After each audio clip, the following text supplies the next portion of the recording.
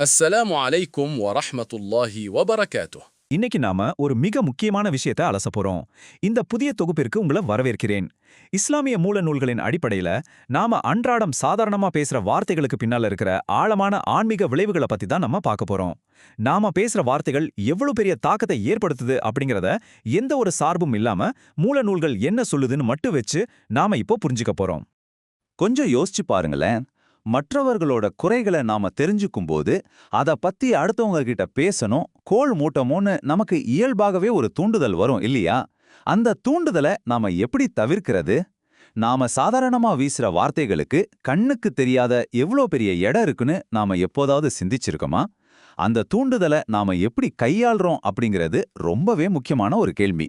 சரி, பகுதிக்குள்ள போலாம். பிறர் குறைகளை மறைப்பதன் சிறப்பு. புறம் பேசுதல் அப்படிங்கிற இந்த பிரச்சனைக்கு இஸ்லாமிய மூல நூல்கள் சொல்ற தீர்வு ரொம்பவே நேரடியானது. இங்க சுட்டிக்காட்டப்படுற நபிமொழியில ரொம்ப சுவாரஸ்யமான விஷயம் என்னன்னா, இதுல வழங்கப்படுற ஒரு தெய்வீக உத்தரவாதம் தான். அதாவது ஒருத்தர் இன்னொருத்தரோட குறைய அல்லது தவற இந்த உலகத்துல யாருக்கும் தெரியாம மறைச்சா, இறைவனான அல்லாஹ் மறுமை நாள்ல அவருடைய குறைகளை மறைக்கிறான் அப்படிங்கிற மிக நேரடியான ஒரு வாக்குறுதியை இதை நமக்கு காட்டுது. பொதுவா நம்ம செஞ்ச தப்பு இந்த உலகத்துல அம்பலமானா அதனால வர்ற அவமானம் ரொம்ப சின்னது, கொஞ்ச காலத்துல எல்லாரும் மறந்துடுவாங்க. ஆனா இறைவன் முன்னிலையில மறுமை நாள்ல நம்மளோட குறைகள் அம்பலப்படுத்தப்பட்டால் அதைவிட பெரிய கேவலம், நிரந்தர அவமானம் வேற எதுவுமே கிடையாதுன்னு இந்த நூல்கள் ஆழமா சுட்டிக்காட்டுது. அதனால அங்க நாம அவமானப்படுவதை தவிர்க்கணும்னா இங்க நாம மற்றவரோட குறைகளை கட்டாயம் மறைச்சே ஆகணும். அடுத்ததா பகுதி 2, மண்ணறையில் புறம் பேசுபவரின் நிலை. நம்ம வார்த்தைகளோட விளைவுகள் மரணத்திற்கு பிறகு மண்ணறை அப்படிங்கிற கண்ணுக்கு தெரியாத உலகத்துல உடனடியா தொடங்கிடுதுன்னு இஸ்லாமிய நம்பிக்கைகள் ரொம்ப தெளிவா விவரிக்குது. இப்போ இந்த வரலாற்று நிகழ்வை அப்படியே உங்க மனசுல கற்பனை செஞ்சு பாருங்க. நபிகள் நாயகம் அவர்கள் மக்கா அல்லது மதினாவில உள்ள ஒரு தோட்டத்தின் பக்கமா நடந்து போய்கிட்டு இருக்காங்க. அப்போ திடீர்னு 2 மனிதர்கள் தங்களோட மண்ணறைகள்ல, அதாவது கபர்கள்ல வேதனை செய்யப்படுற சப்தத்தை அவங்க கேட்கறாங்க.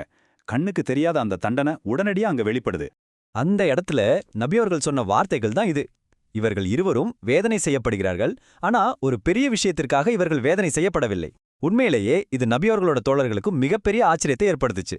ஏன்னா கொலை அல்லது கொள்ளை மாதிரியான மிகப்பெரிய குற்றங்களுக்கு தான் உடனடியே இவ்வளவு கடுமையான தண்டனை கிடைக்கணும்னு அவங்க நினைச்சிருந்தாங்க. அப்போ அந்த முக்கியமான காரணம் என்ன? இங்கதான் விஷயமே இருக்கு. நாம ரொம்ப சாதாரணமா நினைக்கிற 2 தினசரி பழக்கங்கள் தான் இந்த கடுமையான தண்டனைக்கு காரணம்னு சொல்லப்படுது. ஒன்னு, சிறுநீர் கழிக்கும்போது தன்னை மறைக்காம தகுந்த முறையில சுத்தம் பேணாம இருந்தது. இன்னொன்னு, மக்கள் கிட்ட புறம் பேசி தெரிஞ்சது. ஆமாங்க, புறம் பேசுதல் அப்படிங்கிற இந்த சின்ன பழக்கம் எவ்வளவு பெரிய ஆன்மீக எடையை கொண்டிருக்கு அப்படிங்கிறத இது ஆழமா உணர்த்துது. இந்த நிகழ்வோட தொடர்ச்சியா வர்ற ஒரு சுவாரஸ்யமான தகவல் என்ன தெரியுமா? நபியவர்கள் ஒரு பேரீச்ச மட்டைய கொண்டு வர சொல்லி அதை 2ஆ பிளந்து அந்த 2 மண்ணறைகளின் மீதும் ஆளுக்கு ஒரு துண்டை வைக்கிறாங்க. அந்த மட்டைகள் காயாம பசுமையா இருக்கிற வரைக்கும் அவங்களோட வேதனை குறைக்கப்படக்கூடும்னு சொல்றாங்க. இது ஒரு பக்கம் நபியவர்களோட கருணையை காட்டினாலும், இன்னொரு பக்கம் புறம் பேசுபவர்களோட நிலை மண்ணறையில எவ்வளோ பயங்கரமானது அப்படிங்கிறதையும் நம்ம மனசுல ஆழமா பதிய வைக்குது. தொடர்ந்து பகுதி 3, பொய்யும் நரகத்தின் வழியும். இஸ்லாமிய நூல்கள் பொய்ய ஏதோ ஒரு சாதாரண தப்புன்னு மட்டும் சொல்லல, அது மிகப்பெரிய பாவங்களுக்கான ஒரு நுழைவாயில்னு விவரிக்குது. ஒரு பொய் ஒரு மனிதனை எப்படி படிப்படியா மாத்துதுன்னு பாருங்க. முதல்ல ஒரு பொய் சொல்லப்படுது, அது அவனை மற்ற தீமைகளுக்கு வழி நடத்துது. அந்த தீமைகள் அவனை நரகத்துக்கு இட்டுச் செல்லுது. இந்த அலட்சியமான மனப்பான்மை எப்படி தொடருதுன்னா, கடைசில அந்த நபர் இறைவனிடம் பெரும் பொய்யர் அப்படின்னு பதிவு செய்யப்படுற அளவுக்கு நிலைமை ரொம்ப மோசமாகிடுது. இது அப்படியே ஒரு சங்கிலி தொடர் மாதிரி. இது உண்மையோட இறுதி இலக்குக்கும் பொய்யோட இறுதி இலக்குக்கும் இடையில இருக்கிற மிகப்பெரிய வித்தியாசத்தை ரொம்ப தத்துரூபமா விளக்குது. உண்மை பேசுறது நன்மையில தொடங்கி ஸ்வர்க்கத்துல முடிஞ்சு ஒருவரை வாய்மையாளர், அதாவது சித்திக் அப்படிங்கிற உயரிய நிலைக்கு கொண்டு செல்லுது. ஆனா அதே சமயம் பொய் அப்படிங்கிறது ஒருத்தரை பெரும் பொய்யருங்கிற இருண்ட முத்திரையோட நரகத்துல தள்ளுது. 2 பாதைகளும் எவ்வளோ நேரெதிரானதுன்னு பாருங்க. இறுதியாக பகுதி 4, இறைவனிடம் நற்பெயர் தேடுவோம். இப்போ நம்ம மனிதர்களோட உளவியலுக்கும் ஆன்மீக யதார்த்தத்துக்கும் இடையில இருக்கிற ஒரு மிகப்பெரிய முரண்பாட்டை பத்தி பார்க்கலாம். மூல நூல்கள்ல சுட்டிக்காட்டப்படுற இந்த ஆழமான முரண்பாட்டை கொஞ்சம் சிந்திச்சு பாருங்க. நாம வாழ்ற இந்த உலகத்துல 4 பேர் மத்தியில நல்ல பேர் வாங்கணும், யார்கிட்டயும் எந்த கெட்ட பேரையும் எடுத்துடக்கூடாதுன்னு ஒவ்வொருத்தரும் எவ்வளவு கவனமா எவ்வளவு கஷ்டப்பட்டு உழைக்கிறோம்.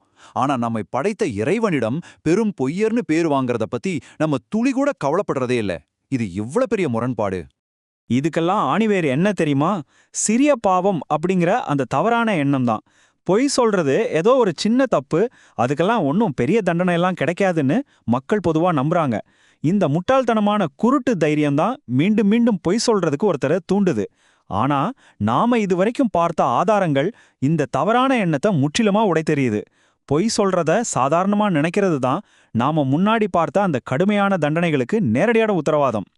இந்த தொகுப்பை நிறைவு செய்யறதுக்கு முன்னாடி உங்ககிட்ட நான் ஒரு முக்கியமான கேள்வியை முன்வைக்க விரும்புறேன்.